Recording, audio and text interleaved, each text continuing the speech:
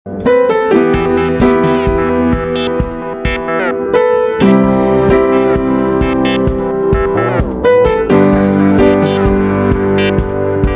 ভ্রমণে আমরা এর আগের পর্বে দেখেছি বুড়া নীলকণ্ঠদেবের মন্দির। এবার আমরা যাব নেপালের আর এক জনপ্রিয় ভ্রমণ স্থান সাঙ্গাম মহাদেব মূর্তি দর্শন করতে।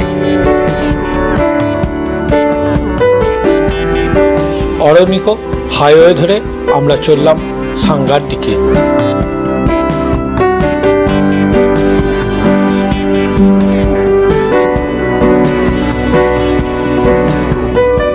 সাঙ্গা যাওয়ার পথে ত্রিভুবন আন্তর্জাতিক বিমানবন্দর।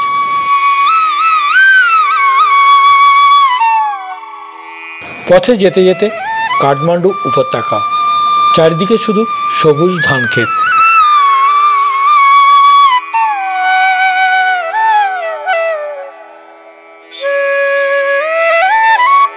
কাঠমান্ডু থেকে প্রায় 20 কিলোমিটার পূর্বে স্ট্যাচু অব লিবার্টির মতন দাঁড়িয়ে আছে সুদীর্ঘ শিব মূর্তি।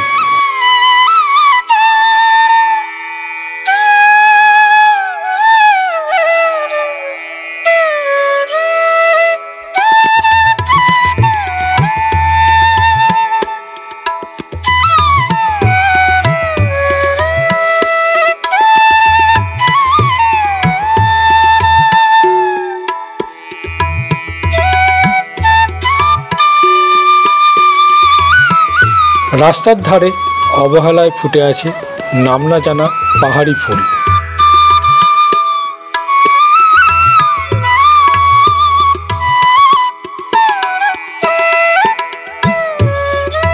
অরনিকো হাইওয়ের উপর নির্মিত এই ঝুলন্ত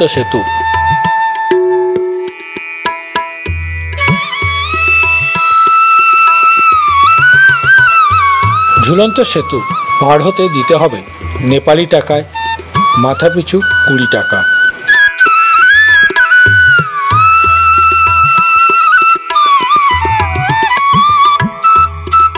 এক রোমাঞ্চকর অভিজ্ঞতা ঝুলন্ত সেতুর উপর দিয়ে যাবার সময়।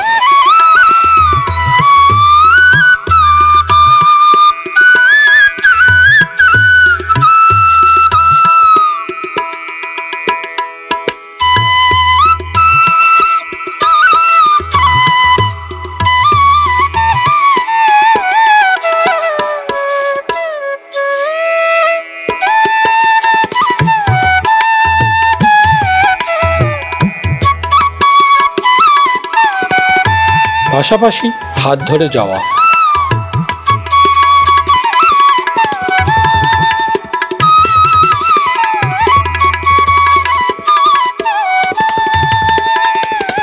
যখন প্রকৃতিকে দেখে মুগ্ধ হয়ে যায় মন, তখন বন্ধ হয়ে যায় মুখের ভাষা।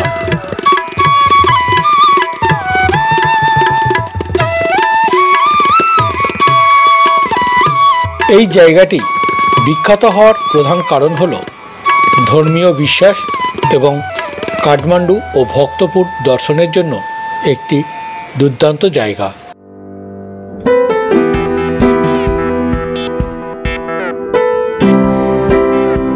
নিচে দেখা যাচ্ছে চলমান যানবাহন।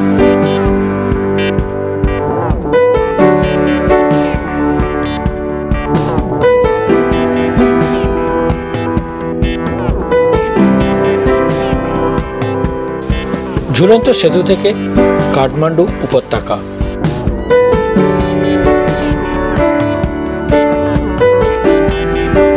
সাঙ্গার মূল আকর্ষণ যেমন লম্বা শিবমূর্তি, তেমনি আর এক আকর্ষণীয় হল ঝুলন্ত সেতু।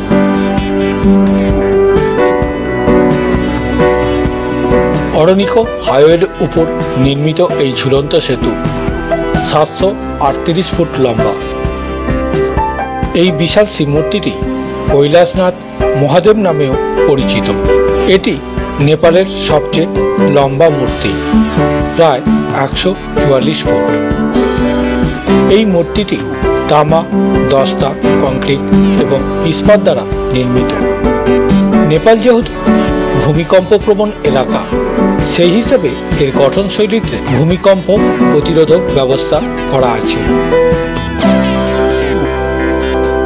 মহাদেব হিন্দু ধর্ম ও সংস্কৃতির অন্যতম পূজিত দেবতা। বলা হয়ে থাকে যে সাংগার মহাদেবের মূর্তিটি বিশ্বের দ্বিতীয় উচ্চতম শিব মূর্তি।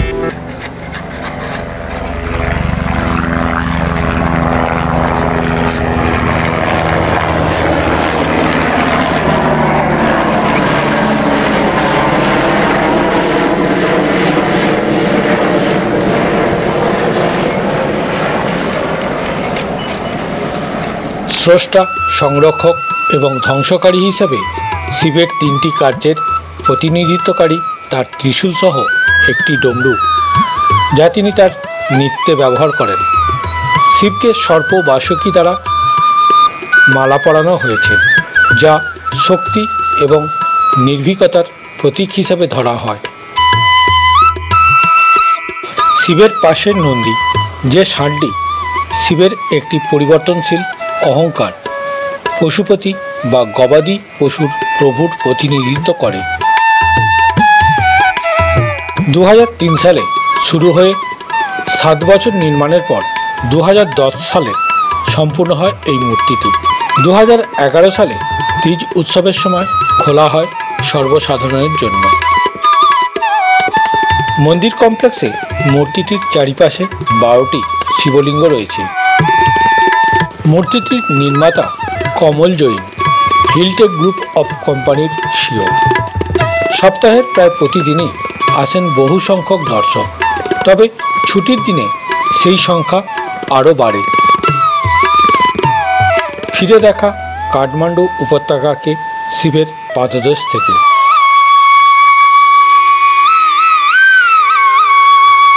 এবার আমাদের ফিরে যাবার পালা। আবার দেখা হবে পরের পর্বে। ততক্ষণ ভালো থাকুন, সুস্থ থাকুন। নমস্কার।